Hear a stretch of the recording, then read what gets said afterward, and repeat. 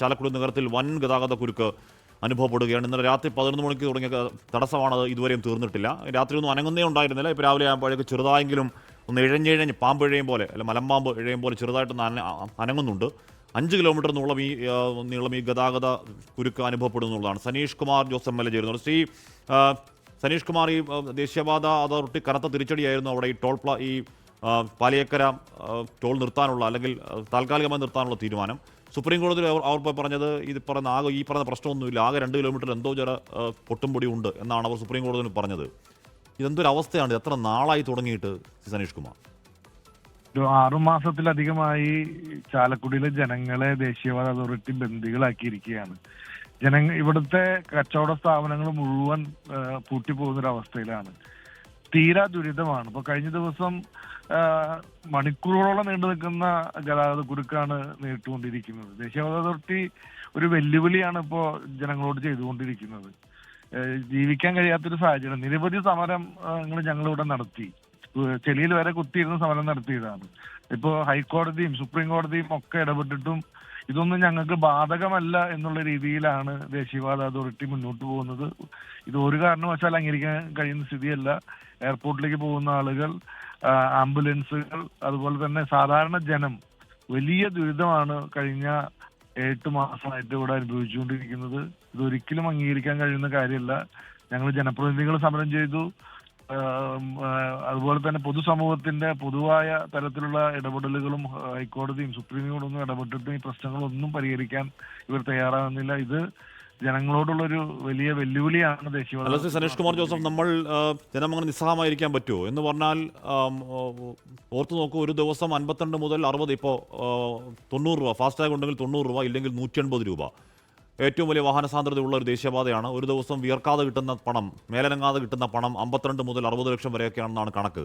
എന്നിട്ട് നമ്മൾ ഈ പറയുന്ന ദുരിതപ്പെട്ട് ഈ പറയുന്ന പടം കുഴിയിലോട്ട് ഇറങ്ങി വണ്ടിയും നാശമായി റോഡിൽ ഗതാഗത കുരുക്ക് നരയിക്കണം. ഒരു പരിഹാരം ഉണ്ടാകാൻ പറ്റില്ലേ നമുക്ക്? തീർച്ചയായിട്ടും അവര് ഇത് തന്നെയാണ് ചെയ്തുകൊണ്ടിരിക്കുന്നത്. പക്ഷേ ഞങ്ങള് നിരവധി സമരം ചെയ്തിട്ടും ഇതൊന്നും ഇവര് അംഗീകരിക്കാതെ, അല്ലെങ്കിൽ ഇതൊന്നും ഞങ്ങൾക്ക് ബാധകമല്ല എന്നുള്ള രീതിയിലുള്ള വെല്ലുവിളിയാണ് നടത്തിക്കൊണ്ടിരിക്കുന്നത്. ടോൾ മാത്രമല്ല പ്രശ്നം, ഇവിടുത്തെ ജനങ്ങളുടെ ദൈനംദിന ജീവിതം തന്നെ താറുമാറായ ഒരു അവസ്ഥയിലാണ്. ചാലക്കുടിയിലെ ജനങ്ങൾ ബന്ദികളാക്കപ്പെട്ടിരിക്കുന്ന സ്ഥിതിയാണ്. ജോലിക്ക് പോകാൻ പറ്റുന്ന സ്ഥിതിയല്ല. കച്ചവട സ്ഥാപനം അടഞ്ഞു കിടക്കുന്നു. ഇത് നിരന്തരമായി ഞങ്ങള് ആവശ്യപ്പെട്ടിട്ട് ഇതൊന്നും പരിഹാരം കാണാനായിട്ട് അവർ തയ്യാറല്ല. ഈ കമ്പനിയെ തന്നെ മാറ്റി എന്നുള്ളതാണ്. പക്ഷേ ഈ പറയുന്ന കോടതി പറഞ്ഞിട്ട് അല്ല സനീഷ് കുമാർ ജോസഫ്, ഇവിടെ ഹൈക്കോടതി രൂക്ഷമായ, ഇപ്പം ജസ്റ്റിസ് മുഹമ്മദ് മുഷ്താഖ് ഒക്കെ അതിരൂക്ഷമായ ഭാഷയിൽ പറഞ്ഞു ജനത്തിന്റെ വേദന. കാര്യം ഇവരൊക്കെ ആ റോഡിൽ കൂടെ പോകുന്നവരാണല്ലോ ശ്രീ സനീഷ് കുമാർ ജോസഫ്, അവർക്കും അറിയാം, അവർക്ക് നേരിട്ട് അറിയാവുന്നതാണ്. അതിരൂക്ഷമായ ഭാഷയിൽ ഹൈക്കോടതി പറഞ്ഞു. സുപ്രീം കോടതിയിലേക്ക് പോയി. സുപ്രീം കോടതി അതിരൂക്ഷമായ ഭാഷയിൽ ഇന്നലെ പറഞ്ഞു തുടങ്ങി.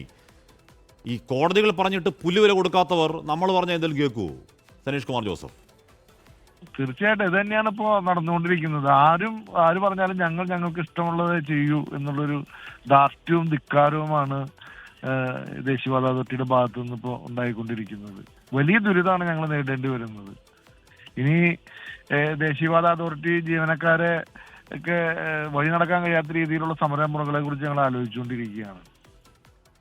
Okay, thank you Shri Saneesh Kumar Joseph MLA. നേരത്തെ ഈ ഹർജിക്കാരൻ ഷാജി കോടങ്കത്ത് അദ്ദേഹം ഹൈക്കോടതിയെ സമീപിച്ച അഭിഭാഷകൻ കൂടിയാണ്. അദ്ദേഹം പറയുന്നത് 323 കോടിക്ക് മണ്ണുത്തി ഇടപ്പള്ളി പാതയ്ക്ക് നിർമ്മാണ കരാറെടുത്ത കമ്പനി 723 കോടി രൂപയ്ക്ക് അത് പൂർത്തിയായി. ഇതുവരെ പിരിച്ചത് 1700 കോടിയോളം രൂപ പിരിച്ചു എന്നാണ് പറയുന്നത് കേട്ടോ. എന്ന് പറഞ്ഞാൽ എത്ര ഇരട്ടിയാണ്? 723 പൂർത്തിയാക്കിയിട്ട് 1700 കോടിയോളം പിരിച്ചിട്ട് പിന്നെയും ആർത്തിമൂത്ത് പിന്നെയും പിരിച്ചുകൊണ്ടിരിക്കുകയാണെന്നാണ് ഷാജി കോടങ്കണ്ടത്ത് പറയുന്നത്. അത് അദ്ദേഹം കോടതിയിൽ അടക്കം കൊടുക്കുന്ന കണക്കാണെന്നാണ് എൻ്റെ ധാരണ. എന്തായാലും അതിപ്പോൾ പിരിവ് തുടരുകയാണ്. ഇപ്പോൾ ആ ടോൾ കൊള്ള നമ്മൾ കൊടുക്കുകയും വേണം. ആ റോഡിൽ കൂടെ ഇത്തരത്തിൽ നടുപൊടിഞ്ഞ് നമ്മൾ യാത്ര ചെയ്യുകയും വേണം. ഇത്തരത്തിൽ മണിക്കൂർ നീണ്ട ക്യൂവിൽ കിടക്കുകയും വേണം. വല്ലാത്ത അവസ്ഥയാണ്.